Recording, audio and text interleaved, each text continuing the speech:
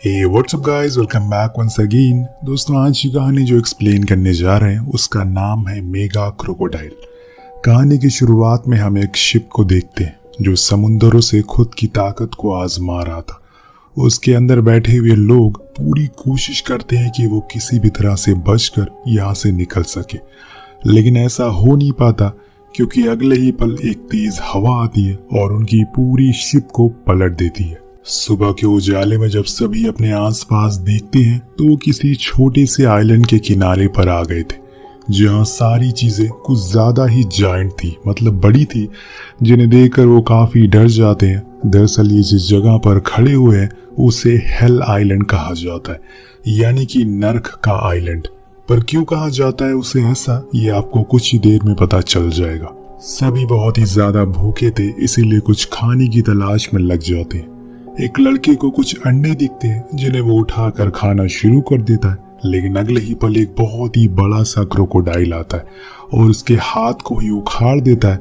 उसके बाद कुछ और उसके साथी आते हैं जो उस लड़के को घेर लेते हैं और नोच नोच कर खत्म कर देते हैं। उस लड़के के सभी साथी ये देखकर बहुत ही ज्यादा डर जाते हैं कि आखिर ये कौन सी जगह आ गए, और इतने में एक प्लेन के आकार जितना विशाल क्रोकोडाइल आता है जिसके सामने वो सभी छोटे छोटे लगते हैं। वो सभी को एक ही झटके में खत्म कर देता है और अब बारी आती है उन इंसानों की जिन्हें वो एक बारी में खाकर डकार भी नहीं मारता। अब यहाँ से कहानी शिफ्ट होती है बहुत ही दूर, एक ऐसी जगह जहाँ पर कुछ बच्चे फुटबॉल खेल रहे होते। उनमें से एक लड़के ने बॉल को दूर फेंक दिया था, जिसे लेने के लिए जब दूसरा लड़का जाता है तब उसे वहाँ कुछ ऐसा दिखता है जिससे कि उसका मुंह खुला का खुला रह जाता है। सभी गांव वाले फौरन लुहान को बुलाते हैं जो उनके कहने पर वहां पर उस जगह पर पहुंचता है जहां एक बहुत बड़ा क्रोकोडाइल पड़ा हुआ था। वो मर चुका था, इसीलिए वो उसके करीब जाकर बताता है कि ये हेल आइलैंड से आया हुआ है, इसलिए हमें जितनी जल्दी हो सके यहाँ से भाग जाना चाहिए, क्योंकि अगर ये यहाँ तक पहुंच सकता है तो इसके साथी भी यहाँ आ सकते हैं। लेकिन किसी को उसकी बातों पर यकीन नहीं होता क्योंकि हेल आइलैंड यहाँ से मीलों दूर है और सब लुहान को बेवकूफ भी समझते हैं क्योंकि वो 24 घंटे नशे में रहता है। नेक्स्ट सीन में हम उसको अपने ऑफिस में देखते हैं जो कि एक बोट के अंदर था। दरअसल दोस्तों, लुहान एक रिसर्चर है। ओशियन से रिलेटेड जो कुछ भी चीजें होती है उनके बारे में उसे अच्छी जानकारी है।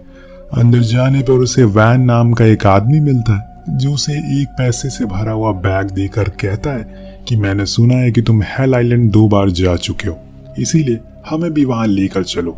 लेकिन वो साफ साफ मना कर देता है और कहता है कि तुम्हें पता भी है वहां पर क्या है, 3000 क्रोकोडाइल और न जाने कितने प्रकार के जीव। अगर तुमने वहां पर कदम भी रख दिया तो उन्हें पता चल जाएगा। इतने में पीछे से कैना बोलती है जो कि एक मल्टी मिलियनर है। वैन उसी को लुहान के पैसे लेकर आया था। वो उसे बताती है कि मेरा भाई अपने रिसर्च टीम के साथ ओशन में था, लेकिन पिछले 3 दिनों से उसका कोई पता नहीं है। उसकी लास्ट लोकेशन हेल आइलैंड है और मैं जानती हूँ कि वो जिंदा है, इसीलिए तुम हमें वहां ले चलो। लेकिन लुहान कहता है कि मुझे नहीं लगता कि वो अभी भी जिंदा होगा, क्योंकि वो जगह हमारी सोच से परे है, इसीलिए बेहतर होगा कि अपना बैग लो और यहाँ से निकल जाओ। ये सुनकर कैना को गुस्सा आ जाता है और उसके लोग उसे धमकाते हैं, लेकिन कैना उनसे पीछे हटने को कहती है। पर जाते जाते वो उसे उसकी पत्नी के बारे में याद दिलाते हुए जाती है जो उसी आइलैंड पर रिसर्च करने के लिए गई थी पर कभी लौटी ही नहीं, जिस बात का अफसोस आज भी उसे है। और अब वो चाहता है कि किसी और मासूम की जान ना जाए, इसीलिए वो बाहर आकर कैना से वादा करता है कि वो किसी भी तरह से उसके भाई को ढूंढने में उसका पूरा सपोर्ट करेगा।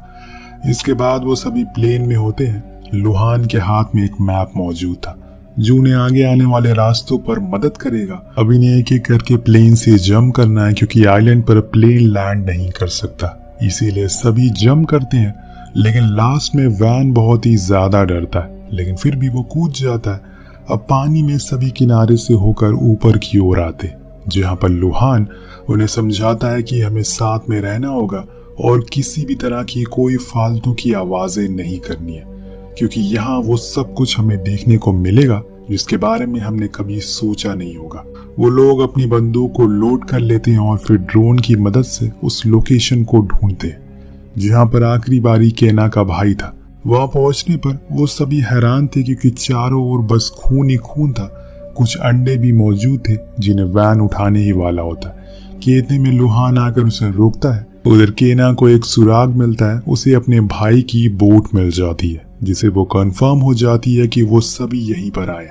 वो उसे आवाज भी लगाती है लेकिन ऐसे तो वो नहीं मिलेगा, उन्हें जंगल में जाना ही पड़ेगा जहाँ शायद कुछ और भी मिल सकता है। इतने में एक इंसान उन्हें बताता है कि उसे जंगल में एक कपड़ा मिला है जो शायद उन्हीं लोगों का हो सकता है।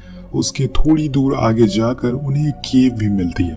सभी वहां पहुंचते हैं और उस केव के अंदर दाखिल होते हैं, पर वहां बहुत ही अंधेरा होता है, कहीं कुछ दिखाई नहीं दे रहा था। कुछ अजीब सी बदबू भी आ रही थी, न जाने किस चीज की थी। और इतने में केना के सामने एक लाश आकर गिरती है जिसको देखकर वो बहुत ही ज्यादा डर जाती है। लुहान आकर बताता है कि इसकी मौत खून बहने की वजह से हुई है, पर इतने में उसके अंदर से एक लीच बाहर आना शुरू हो जाती है जिसको देखकर वो हैरान हो जाता है। इसी पल उसकी नजर ऊपर पड़ती है और वो देखता है कि वो असल में जिस गुफा में है वो पूरी लीचेस से भरी हुई है। सभी फौरन बाहर आते हैं और खुद के कपड़े उतार कर उन लीचेस को बाहर निकालते हैं। केना के तो हाथ के अंदर भी एक लीच घुस गई थी जिसे लुहान बड़ी समझदारी से बाहर निकालता है। इस चीज को देखकर केना भी हैरान थी, लेकिन वैन इन सब से बहुत ही ज्यादा डरा हुआ था क्योंकि उसका अरमानी का कोट फट गया था। अब इस चक्कर में पानी में वो गिर जाता है और तभी उसकी नजर एक फुटप्रिंट पर पड़ती है जो बहुत ही विशाल था। सभी को लगता है कि शायद ये डायनासोर का होगा, लेकिन लुहान कहता है कि इस आइलैंड पर वो एग्जिस्ट ही नहीं करते और ना ही इस पृथ्वी पर। तो आखिर ये निशान किसका हो सकता है? जरूर ये किसी म्यूटेंट क्रोकोडाइल का फुटप्रिंट है जो यहीं कहीं आसपास ही है। अब 2 घंटे में अंधेरा भी हो जाता है, इसीलिए बेहतर है कि जितनी जल्दी हो सके हमें किसी सेफ जगह पर जाकर शेल्टर बनाना होगा ताकि रात आसानी से कट सके, क्योंकि ऐसी जगहों पर रात भी सबसे खतरनाक होती है।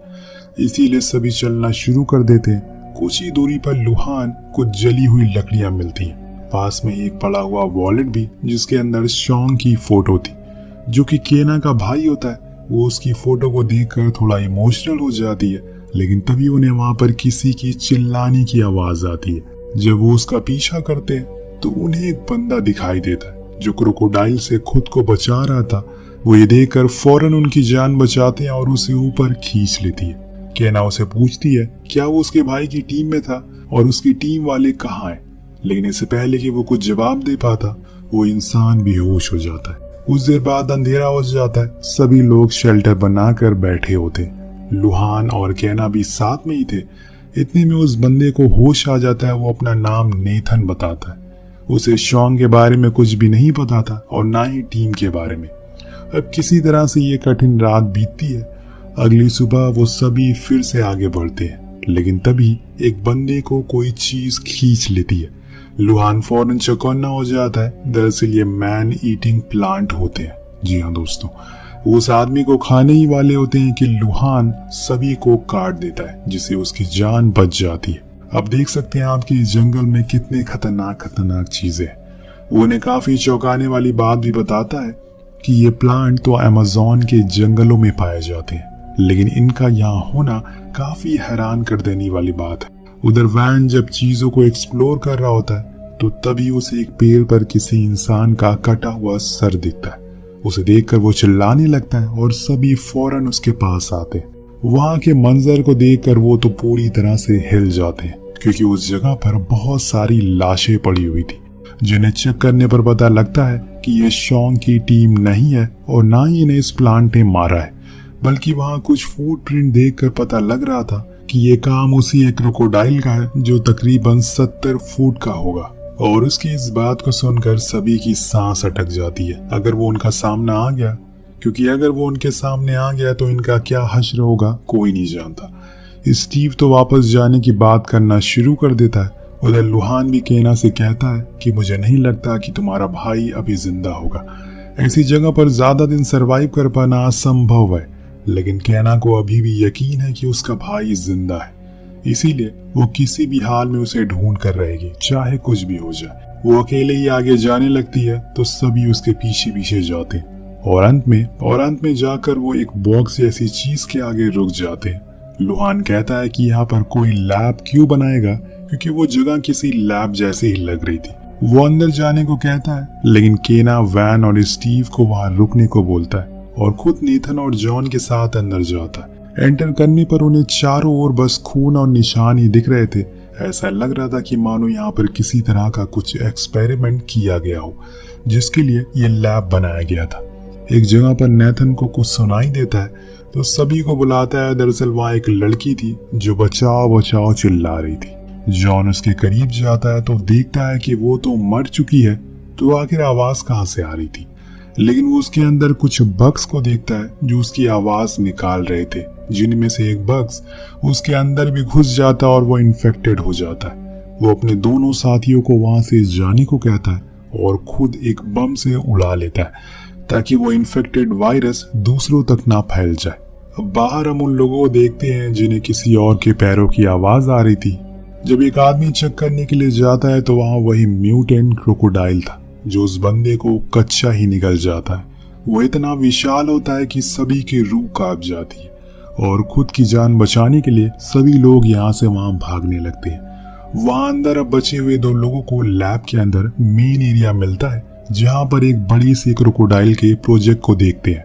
लुहान नेथन को दूसरी ओर जाने को कहता है और खुद दूसरी ओर जाता है जहां पर उसे कुछ फोटोग्राफ मिलते हैं जिसमें एक को देखकर वो हैरान था। वहीं नेथन को एक कैमरा मिलता है जिसमें एक साइंटिस्ट की रिकॉर्डिंग थी जो किसी एक्सपेरिमेंट के बारे में बताती है कि वो फेल हो चुका है। उन्होंने उसको डेमन बना दिया है, अब वो किसी को भी नहीं छोड़ेगा। नेथन अब और अंदर जाता है और वहीं लगी स्क्रीन पर कुछ छेड़छाड़ करना शुरू कर देता है। वो पहले तो सारा डेटा को डिलीट कर देता है और फिर जो बचा हुआ है उन्हें कॉपी करना शुरू करता है। इतने में पीछे से लुहान आकर उसे पूछता है कि आखिर तुम कौन हो। वो उसे एक फोटो दिखाता है। तब नेथन बताता है कि वो उस एक्सपेरिमेंट का इन्वेस्टर है और कहता है कि मैंने इस जगह को बनाया है क्योंकि हम लोग क्रोकोडाइल के प्रोटीन से एक ऐसी एंटीबायोटिक बनाने वाले थे जो ह्यूमन के कैंसर को ठीक कर सके। पर जब मेरा कांटेक्ट इस जगह से टूट गया तो मैं यहाँ पर अपने प्लेन से आने का सोचा, लेकिन वो भी बीच में क्रैश हो गया और फिर उन लोगों ने उसे ढूंढा। वो लुहान को कहता है कि चलो हम दोनों मिलकर उस म्यूटेंट को ढूंढे, लेकिन लुहान को उसके इरादे कुछ ठीक नहीं लगते, इसीलिए वो उसे पुलिस के हवाले करने को कहता है। पर नेथन कहाँ इतनी जल्दी हार मानने वाला था। वो उस पर हमला करता और इसी मारपीट में नेथन के हाथ एक डैड बंदूक लग जाती है जो वो लुहान के ऊपर शूट कर देता है, जिससे कि वो वहीं बेहोश हो जाता है। बाहर हम तीनों को देखते हैं जो कि छुपे हुए हैं। उनके ऊपर से वो क्रोकोडाइल आगे निकल जाता है, लेकिन स्टीव खुद को बचाने के चक्कर में वैन के पैर पर शूट कर देता है, जिससे वो क्रोकोडाइल उसके पास आता है और वो खुद की जान बचाकर भाग जाता है। इधर केना जैसे तैसे करके वैन को खींचकर पेड़ के पास लाती है, लेकिन इतने में वो भी वहां आ जाता है और उसके पास कोई ऑप्शन नहीं था, इसीलिए वो अपनी आखिरी समय में गॉड को याद करने लगती है। पर इतने में कोई वहां पर आकर एक जड़ी बूटी वाला स्मोक कर देता है, जिससे कि वो क्रोकोडाइल वहां से भाग जाता है। जब धुआं वहां से हटता है तो वो देखती है कि वहां कोई और नहीं बल्कि उसका छोटा भाई है, जिसको देखकर केना बहुत ही ज्यादा खुश होती है। लेकिन इतने में वहां पर नेथन आ जाता है जो उन्हें बंदूक के इशारे पर धमकाने लगता है और एक जाल में बंद कर देता है। उसके बाद उन्हें किनारे पेड़ से लटका देता है और खुद बैठ जाता है। अब जैसे ही क्रोकोडाइल आएगा वो उसे डांट मारकर बेहोश कर देगा। कुछ देर बाद वो आ भी जाता है, वो अपने प्लान में कामयाब भी होता है। लेकिन दोस्तों वो डैड का असर ज्यादा देर तक नहीं टिकता। जब उसका ब्लड सैंपल वो ले रहा होता है तभी वो होश में आ जाता है और उसे उठाकर एक पेड़ की टहनी के ऊपर फेंक देता है, जो उसके आर पार हो जाती है और अब वो अपने अगले शिकार की तरफ बढ़ना शुरू करता है। लेकिन तभी वहां लुहान आता है, लेकिन तब तक उस क्रोकोडाइल ने केना को पकड़ लिया था और वो उसे लेकर पानी के अंदर चला जाता है। डैनी उसे रोकने के लिए पीछे भागता है, पर इसका कोई भी फायदा नहीं है, क्योंकि ऐसा करना खुद की मौत को दावत देने के बराबर है। इतने में नेथन लुहान से कहता है कि तुम्हें अब उसे मानना होगा क्योंकि वो शैतान बन चुका है सिर्फ मेरी गलती की वजह से। ये कहकर वो भी मारा जाता है। वहीं हम केना को देखते हैं, जी हाँ दोस्तों, जिसको होश आ चुका है और वो अभी भी जिंदा है और क्रोकोडाइल के नेस्ट में है। जहाँ वो अपने शिकार को रखता है वहाँ उसे स्मिथ की लाश मिलती है, जिसके रेडियो से वो अपने लोगों से कांटेक्ट करती है और उन्हें बताती है कि वो एक केव में है लेकिन बाहर नहीं आ सकती। इतने में वहां पर वो क्रोकोडाइल आ जाता है। तो वो मरा हुआ होने का नाटक करती है। उधर लुहान उन 3 केव्स के बारे में बताता है जिसमें केना की होने की आशंका हो सकती है। वहां जाने से पहले वो उसी लैब में जाते हैं और कुछ जरूरत के सामान को इकट्ठा करने लगते हैं, जिसमें कुछ पेट्रोल कैन भी होते हैं। फिर वो वहीं रखी एक बोट से उस केव के पास पहुंचते हैं और प्लान के मुताबिक लुहान बाहर खड़े होकर आवाज करेगा, जिससे कि वो क्रोकोडाइल जाग जाए और उसके पीछे से डैनी केना को ले आएगा। उसका प्लान कामयाब होता है, लेकिन वो लुहान के साथ साथ उन दोनों के पीछे भी लग जाता है। पर समय रहते वो सभी उस केव से बाहर आ जाते और उस बोट से निकल जाते हैं। उन्हें लगता है कि अब उनकी जान बच गई, पर दोस्तों ऐसा होता नहीं है, क्योंकि वो क्रोकोडाइल अब फिर से उनके पीछे पड़ चुका था, जो चीज लुहान देख लेता है। वो फौरन सभी को कूदने को कहता है, क्योंकि पानी तो उसका घर है। उन्हें जमीन पर आना होगा जैसी भी करके। उन्हें कूदने के बाद वो उस पूरी बोट को खत्म कर देता है, लेकिन लुहान ने एक प्लान बनाया। वो यहाँ से सीधा एक हिल पर जाता है, जहाँ पर उन्होंने पहले से पेट्रोल कैन बिछा रखे थे। वो उस डेमन का इंतजार करते हैं और जैसे ही वो आता है साइड हो जाता है, जिसकी वजह से वो उस कैन के साथ ही उस खाई में गिर जाता है। और फिर ऊपर से लुहान एक ग्रेनेड फेंक देता है, जिससे तेज धमाका होता है और फिर जलकर वो मारा जाता है। उसे जलता हुआ देखकर सभी को शांति मिलती है, लेकिन रुकिए, अभी वो मरा नहीं है। वो केना को खींच लेता और उस क्रोकोडाइल का पूरी बॉडी जल रही थी, लेकिन फिर भी अभी उसके अंदर जान बाकी थी। ये देखकर सभी उसके ऊपर शूट करते हैं और देन फाइनली वो जाकर पूरी तरह से खत्म होता है। उसके बाद लुहान रेडियो से कांटेक्ट करता है और उनकी मदद के लिए वहां पर एक हेलीकॉप्टर आता है। और इसी के साथ ये कहानी यहीं खत्म हो जाती है। तो इस कहानी से हमें ये सीख मिलती है कि जो नेचर है और उसमें रहने वाले पशु पक्षियां हैं, उनसे छेड़छाड़ नहीं करनी चाहिए। आज के समय में हम देख पा रहे हैं कि पेड़ काटने से क्या हो रहा है। दोस्तों, आपके शहर में गर्मी का कितना तापमान है, नीचे कमेंट करके जरूर बताइएगा। तो मिलते हैं अगली वीडियो में। Thank you so much watching. Peace out.